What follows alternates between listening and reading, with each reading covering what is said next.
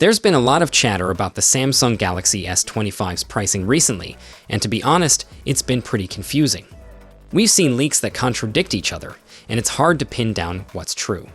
Last month, some reports from Korea hinted at a price hike, while leaker Roland Quant, via WinFuture, suggested we might see the same prices as the Galaxy S24. However, there's still no concrete price for the 512 gigs version of the S25. Things have gotten more interesting with new leaks from 91 Mobiles and Samobile, who spotted price increases from a couple of European retailers.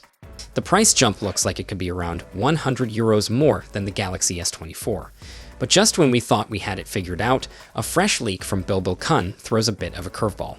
Apparently, the Galaxy S25 lineup might actually start at these prices when it drops on January 22.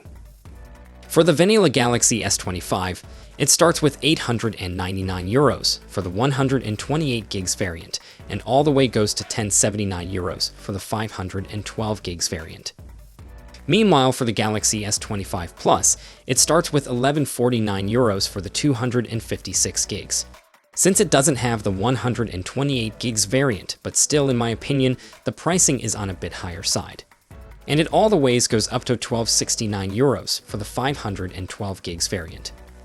Now it's time for the Galaxy S25 Ultra. It starts with €1,449 for 256 gigs, €1,569 for 512 gigs, and all the way up to €1,809 for the 1TB variant. And it looks like there might be small regional price variations across the Eurozone, up to €20, but the color options should be consistent across the board. Plus, there will be a few online exclusive options through Samsung's website. Pre-orders are expected to kick off right after the Galaxy Unpacked event on January 22, and they'll close on February 7.